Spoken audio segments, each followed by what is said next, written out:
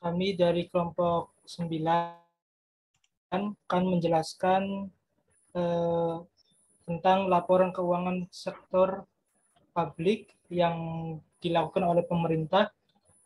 Sebelum memulai penjelasan ini, saya akan memperkenalkan kawan-kawan saya selaku pembuat analis makalah ilmiah.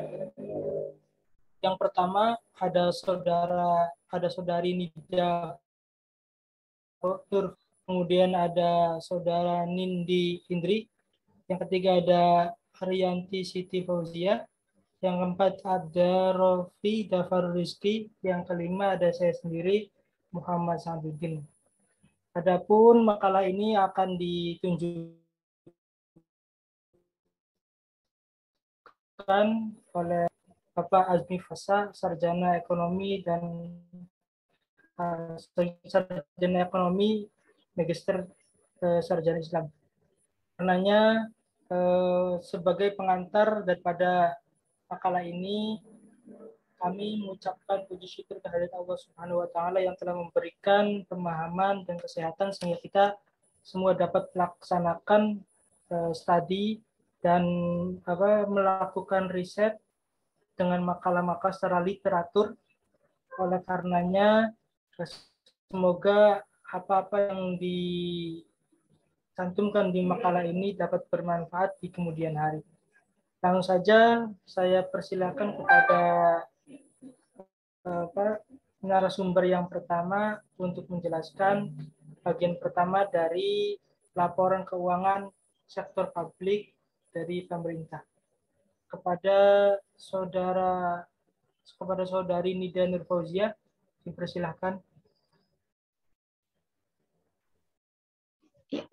Assalamualaikum warahmatullahi wabarakatuh. Nama saya Nida Nurfauzia. Di sini saya akan menjelaskan mengenai pengertian akuntansi sektor publik dan laporan keuangan.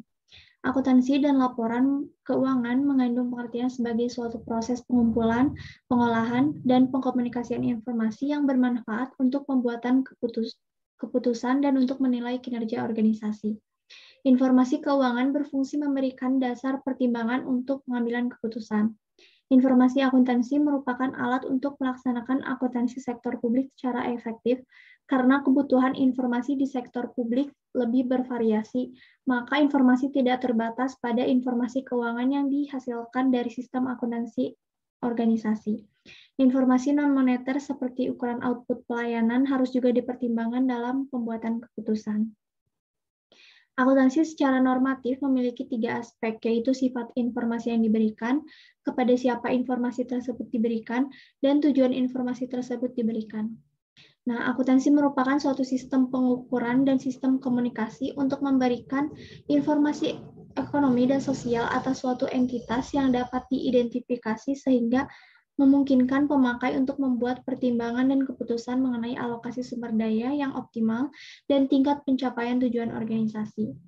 Organisasi sektor publik dituntut untuk dapat membuat laporan keuangan eksternal yang meliputi laporan keuangan formal, seperti laporan surplus atau defisit, laporan realisasi anggaran, laporan rugi atau laba, laporan aliran kas, neraca, serta laporan kinerja yang dinyatakan dalam ukuran finansial dan non-finansial. Terdapat beberapa alasan mengapa perlu dibuat laporan keuangan. Dilihat dari sisi manajemen perusahaan, laporan keuangan merupakan alat pengendalian dan evaluasi kinerja manajerial dan organisasi, sedangkan dari sisi pemakai eksternal, laporan keuangan merupakan salah satu bentuk mekanisme pertanggungjawaban dan sebagai dasar untuk pengambilan keputusan. Organisasi sektor publik diwajibkan untuk membuat laporan keuangan dan laporan tersebut perlu diaudit untuk menjamin telah dilakukannya true and fair presentation. Sekian dari saya, dilanjutkan oleh rekan saya.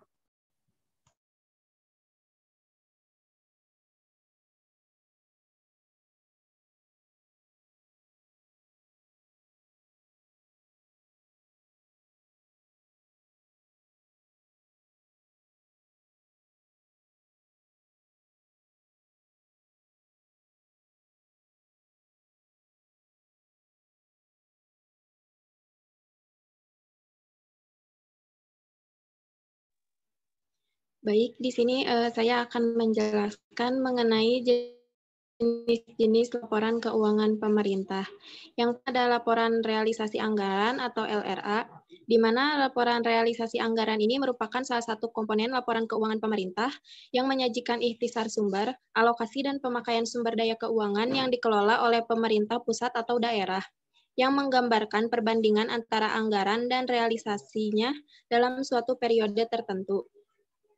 Unsur yang dicakup dalam pendapatan LRA, belanja, transfer, dan pembiayaan.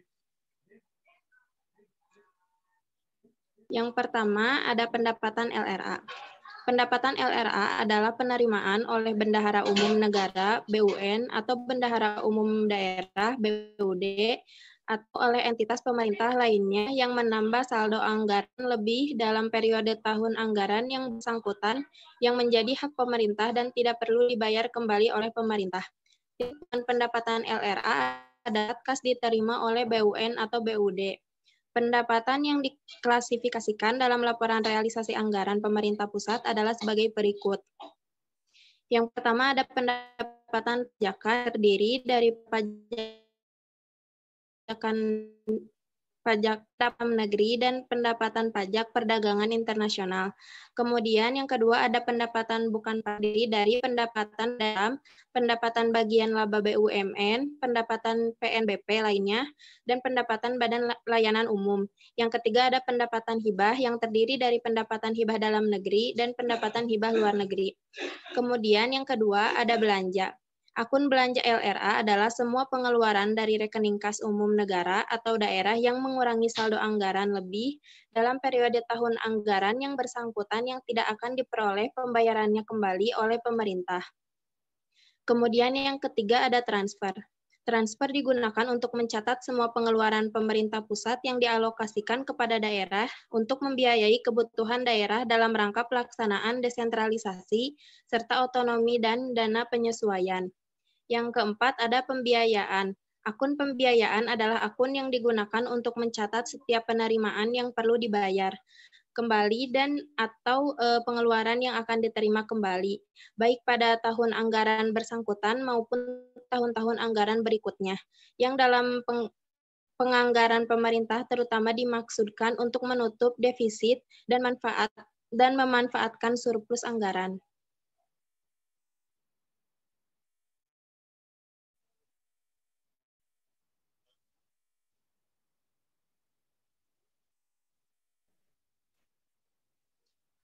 Nah, ini adalah contoh dari laporan realisasi anggaran atau LRA pada pemerintah pusat.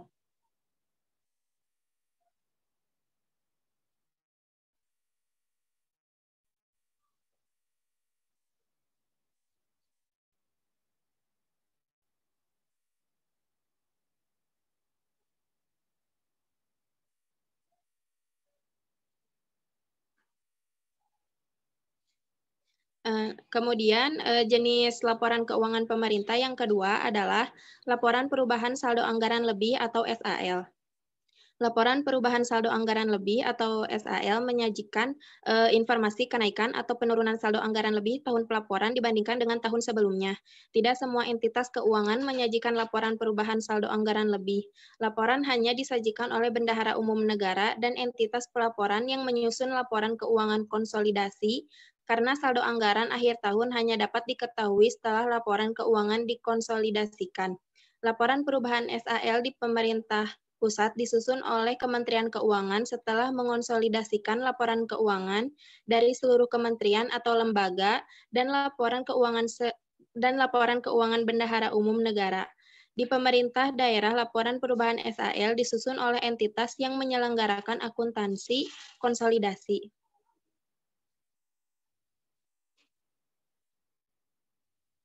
Ini adalah contoh dari laporan perubahan anggaran lebih atau SAL pemerintah pusat. Sekian dari saya, dilanjutkan kepada pemateri selanjutnya.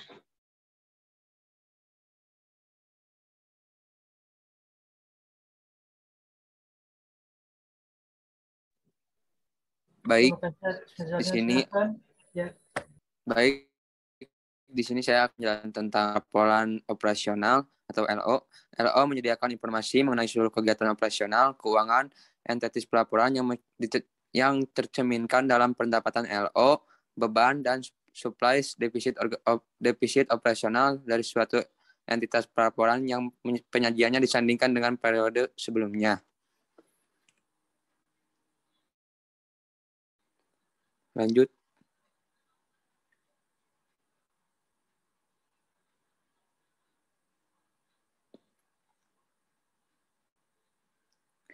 Ini contoh dari laporan operasional perubahan ekuitas. Terdiri dari pendapatan LO, beban, transfer, dan pos-pos luar biasa. Pendapatan LO adalah hak pemerintah yang diakui sebagai penambah nilai ekuitas dalam periode tahunan, anggaran yang bersangkutan dan tidak perlu dibayar kembali. Dan beban adalah penurunan manfaat ekonomi atau pengisi jasa dalam periode pelaporan yang menurunkan ekuitas yang dapat berupa pengeluaran atau konsumsi aset dan timbulnya kewajiban. Yang ketiga ada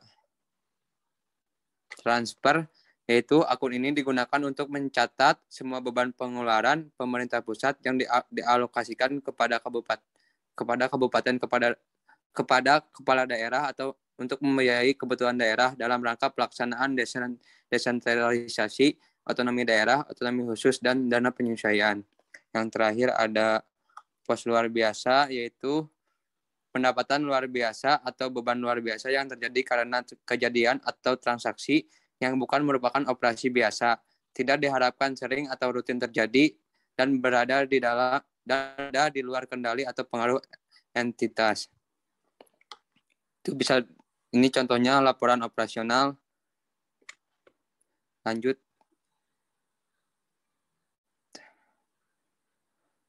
Laporan perubahan ekuitas. Laporan ini menyajikan informasi kenaikan atau penurunan ekuitas tahun pelaporan dibandingkan dengan tahun sebelumnya.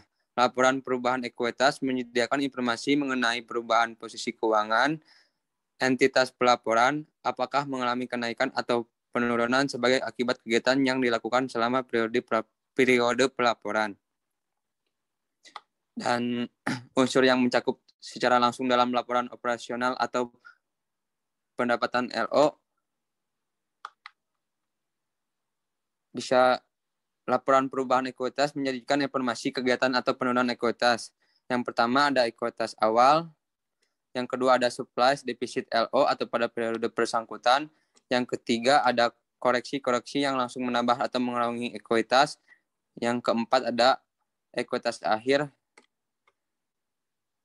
Ekuitas akhir, di samping itu, suatu entitas pelaporan menyajikan rincian lebih lanjut dari unsur-unsur yang terdapat dalam laporan perubahan ekuitas dalam catatan atau laporan keuangan. Lanjut, mungkin bisa dilihat contoh tabel laporan ekuitas.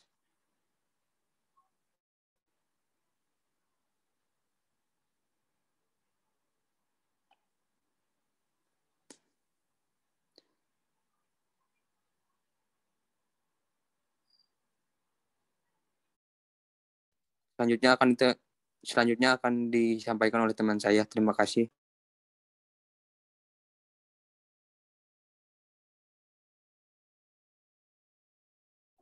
Baik, selanjutnya saya akan menjelaskan neraca, yaitu neraca pada umumnya menyajikan aktiva dan kewajiban perusahaan, namun tidak berarti neraca memuat informasi yang lengkap dan terkini tentang seluruh sumber daya ekonomi dan kewajiban perusahaan. Neraca atau laporan posisi keuangan adalah bagian dari laporan keuangan suatu entitas yang dihasilkan pada suatu periode akuntansi yang menunjukkan posisi keuangan dari suatu entitas tersebut pada akhir periode tersebut.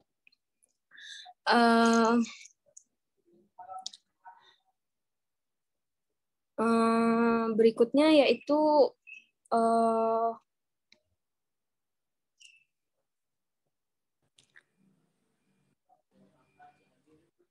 adanya unsur-unsur neraca. Yang pertama aset. Aset adalah sumber daya ekonomi yang dikuasai dan dimiliki oleh pemerintah sebagai akibat dari peristiwa masa lalu dan dari mana manfaat ekonomi serta sosial di masa depan dan dapat diharapkan diperoleh baik oleh pemerintah maupun masyarakat serta dapat diukur dalam satuan uang termasuk sumber daya non-ekonomi yang diperlukan untuk penyediaan jasa bagi masyarakat umum dan sumber daya yang dipelihara karena alasan sejarah dan budaya. Aset yang diakui pemerintah bukan hanya yang manfaat ekonominya dikuasai oleh pemerintah, namun dapat juga berupa aset-aset yang diadakan oleh pemerintah untuk layanan publik, misalnya infrastruktur. Yang kedua ada unsur kewajiban. Kewajiban adalah kewajiban yang timbul dari transaksi atau kejadian masa kini atau masa lalu yang penyelesaian mengakibatkan pengorbanan sumber daya ekonomi di masa yang akan datang. Kewajiban pemerintah dapat timbul karena penggunaan sumber daya pembiayaan pinjaman dari masyarakat, lembaga keuangan, entitas pemerintah lain, atau lembaga internasional. Kewajiban pemerintah juga dapat terjadi karena perikatan dengan pegawaian yang bekerja pada pemerintah dan atau dengan pemberi jasa lainnya. Yang ketiga yaitu ada unsur ekuitas. Ekuitas adalah kekayaan bersih pemerintah yang merupakan selisih antara aset dan kewajiban pemerintah pada tanggal laporan. Saldo ekuitas di neraca berarti berasal dari saldo akhir ekuitas pada laporan perubahan ekuitas. Berikut merupakan tabel dari contoh neraca.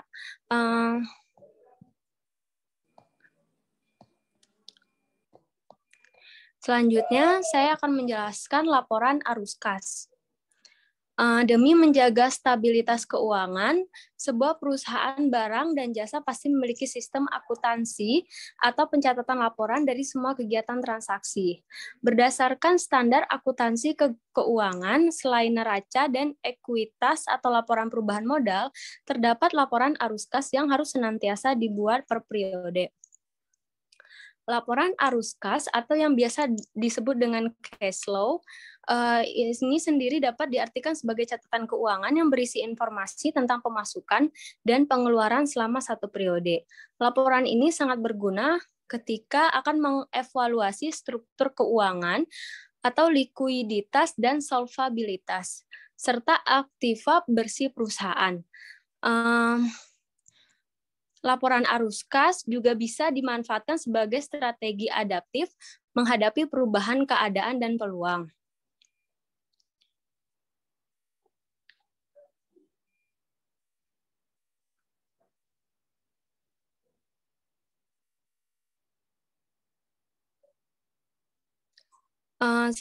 Selanjutnya saya akan menjelaskan elemen dalam laporan arus kas. Yang pertama yaitu aktiva operasi. Laporan arus kas dimulai dari arus kas dari aktiva operasi.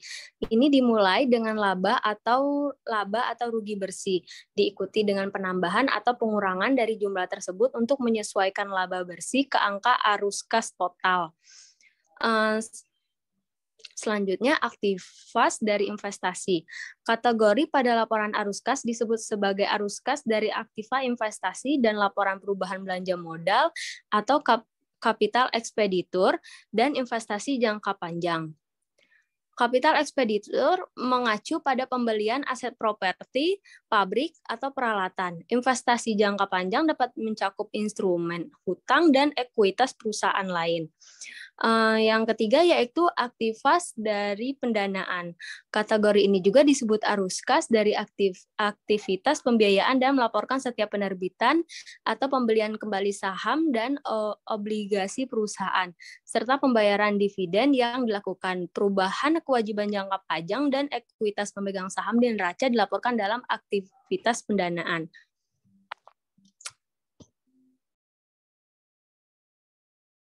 Baik, selanjutnya akan dilanjutkan oleh teman saya. Selanjutnya saya akan menjelaskan mengenai catatan atas laporan keuangan.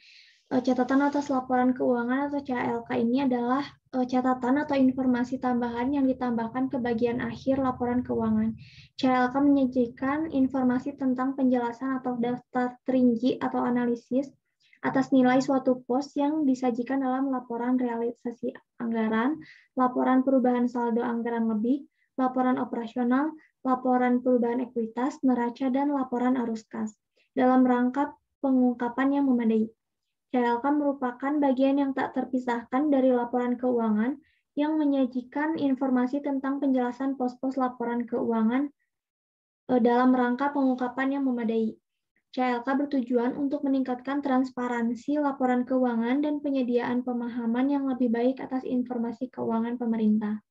Catatan atas laporan keuangan merupakan bagian dari laporan keuangan yang tidak dapat dihasilkan dari sistem akuntansi yang terkomputerisasi sehingga entitas konsolidator dapat membuat template catatan atas laporan keuangan yang harus diikuti oleh entitas akuntansi di bawahnya untuk memudahkan konsolidasi. Nah, catatan atas laporan keuangan setidaknya harus memiliki yang pertama ada informasi umum tentang entitas pelaporan dan entitas akuntansi. Pada bagian ini menjelaskan mengenai sejarah latar belakang berdirinya perusahaan, ADART, visi misi, status badan hukum, dan kebijakan-kebijakan lainnya.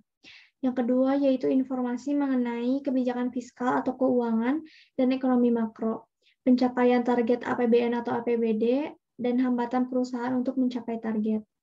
Yang ketiga yaitu penyajian informasi tentang dasar penyajian laporan keuangan dan kebijakan-kebijakan akuntansi yang dipilih untuk diterapkan atas transaksi-transaksi dan kejadian-kejadian penting lainnya. Lalu rincian dan penjelasan masing-masing pos yang disajikan pada lembar muka laporan keuangan. Selanjutnya yaitu informasi yang diharuskan oleh pernyataan standar akuntansi pemerintah yang belum disajikan pada lembar muka.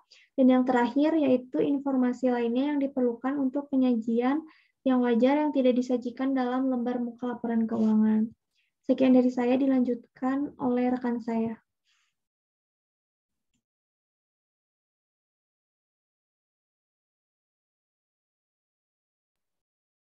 Terima kasih. Setelah teman saya menjelaskan tentang laporan-laporan, saya akan menjelaskan tentang keterbatasan laporan keuangan. Laporan keuangan merupakan faktor yang penting untuk pengujian akuntabilitas suatu individu, instansi, atau lembaga baik pemerintah maupun swasta. Dalam hal ini, laporan keuangan pemerintah mempunyai berbagai macam keterbatasan, diantaranya sebagai berikut. Yang pertama ada bersifat historis, di mana informasi yang dijelaskan berdasarkan input dan output transaksi masa lalu dalam blueprint suatu laporan keuangan. Di sini dibutuhkan suatu kejelian dan ketelitian. Kemudian ada yang kedua, bersifat umum, di mana informasi yang bersifat umum menjadi keterbatasan karena diperlukan kedetailan dalam mendapatkannya sehingga diperlukan kekhususan untuk mengidentifikasinya. Yang ketiga ada estimasi dan judgment. Estimasi atau disebut dengan estimasi dan pertimbangan yang dibuat oleh penyusun laporan keuangan berbeda dengan estimasi penggunaan laporan keuangan. Estimasi dapat bersifat valid ataupun tidak dapat dikatakan 100% benar. Yang keempat ada laporan informasi yang sifatnya material. Yang kelima ada bersifat konservatif dalam menghadapi ketidakpastian. Artinya suatu keterbatasan daripada laporan keuangan adalah harus mempunyai titik pertahanan dalam menghadapi ketidakpastian dalam penganggaran. Yang keenam ada realistis ekonomi. Suatu aset akan diakui dalam laporan keuangan jika manfaat ekonomi dikuasai oleh pemerintah walaupun fakta hukumnya belum jelas. Karena sebagai masukan bagi negara, masukan bagi pemerintah daerah atau pemerintah pusat untuk mengelola dan mesejahterakan masyarakatnya. Yang ketujuh ada metode tidak konsisten. Keterbatasan yang ketujuh ini sebagai alternatif metode akuntansi yang digunakan sehingga kemungkinan terdapat variasi dalam pengukuran sumber daya ekonomi antar entitas pemerintah. Hal ini dapat menimbulkan kerancuan ketika laporan keuangan antar entitas tersebut diperbandingkan. Lanjut.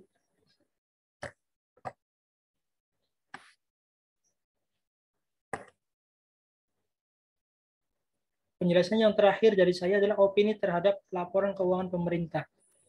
Auditor independen sebagai petugas pengujian kredibilitas laporan keuangan pemerintah, secara Undang-Undang Keuangan Negara mengatur pihak badan pemeriksaan untuk melaksanakan pemeriksaan terhadap entitas pelapor atas kinerja atau pemeriksaan dengan tujuan tertentu. Entitas pelapor merupakan pemerintah pusat dan pemerintah daerah.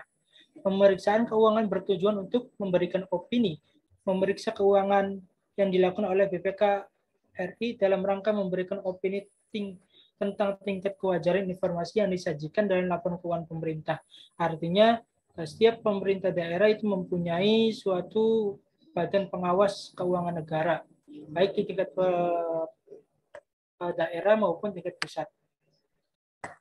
Opini yang diberikan BPK sebagai hasil pemeriksaan laporan keuangan sebagai berikut. Yang pertama ada opini wajar tanpa pengecualian (WTP) yang diberikan dengan kriteria yang pertama, sistem pengendalian internal memadai dan tidak ada salah saji yang material antar pos-pos laporan keuangan. Kemudian secara keseluruhan laporan keuangan telah menyajikan secara wajar sesuai dengan standar akuntansi pemerintah atau SAP. Itulah yang kriteria-kriteria yang melingkupi atau yang menunjang adanya opini wajar tanpa pengecualian. Yang kedua ada opini wajar dengan pengecualian, disingkat dengan WDP. Diberikan dengan kriteria sistem pengendalian internal memadai, namun terdapat salah saji yang material pada beberapa pos laporan keuangan. Kemudian dan pengecualian dapat diandalkan, tetapi pemilik kepentingan harus memperhatikan beberapa permasalahan yang diungkapkan auditor atas pos yang dikecualikan tersebut agar tidak mengalami kekeliruan dalam pengambilan keputusan. Yang ketiga dari opini adalah tidak memberikan pendapat. Opini tidak memberikan pendapat disingkat dengan TMT. Diberikan apabila terdapat suatu nilai yang secara material tidak dapat diyakini auditor karena ada pembatasan pemeriksaan oleh manajemen sehingga auditor tidak cukup bukti dan atau sistem pengendalian internal yang sangat lemah. Dalam kondisi demikian, auditor tidak dapat menilai kewajaran laporan keuangan sehingga auditor memberikan penilaian apakah laporan keuangan wajar tanpa pengecualian, wajar dengan pengecualian, atau tidak wajar. Opini yang terakhir adalah adapun opini tidak wajar. Opini tidak wajar ini jika sistem pengendalian internal tidak memadai dan terdapat salah saji pada banyak pos laporan keuangan yang material. Dengan demikian, secara keseluruhan laporan keuangan tidak disajikan secara wajar sesuai dengan standar akuntansi pemerintah. Serangkaian kejadian tentang laporan keuangan ini pernah terjadi pada tahun 2004 hingga tahun 2008. Opini BPK terhadap LKPP adalah disclaimer, tidak memberikan pendapat. Pada tahun 2009, LKPP memperoleh predikat WDP atau wajar dengan pengecualian. Berikut beberapa macam opini yang diberikan oleh BPK terhadap LKPP. Wajar tanpa pengecualian, wajar dengan pengecualian, tidak memberikan pendapat, dan tidak wajar. Mungkin itu penjelasan dari kelompok kami yang terakhir. Sebelum menutup, saya akan menyimpulkan bagian penutup dari penjelasan yang teman-teman saya sampaikan. Kesimpulannya adalah akuntansi sektor publik memiliki peran utama untuk menyiapkan laporan keuangan sebagai salah satu bentuk pelaksanaan akuntabilitas publik. Dilihat dari sisi internal, organisasi laporan keuangan sektor publik merupakan alat pengendali dan evaluasi kinerja manajerial dan organisasi. Sedangkan dari sisi eksternal, laporan keuangan merupakan alat pertanggungjawaban terhadap publik dan sebagai dasar untuk pengembalian untuk mengambil keputusan. Akuntansi sektor publik bertujuan, dalam hal ini pemerintah, bertujuan untuk memberikan informasi yang bertujuan dalam pengambilan keputusan ekonomi, sosial, politik, dan sebagai bukti pertanggungjawaban dalam pengelolaan. serta untuk memberi informasi yang digunakan untuk mengevaluasi kinerja baik pusat maupun daerah, baik pemerintah pusat maupun daerah. Laporan keuangan pemerintahan dan laporan keuangan komersial memiliki perbedaan. Perbedaan tersebut meliputi jenis laporan yang dihasilkan, elemen laporan keuangan, tujuan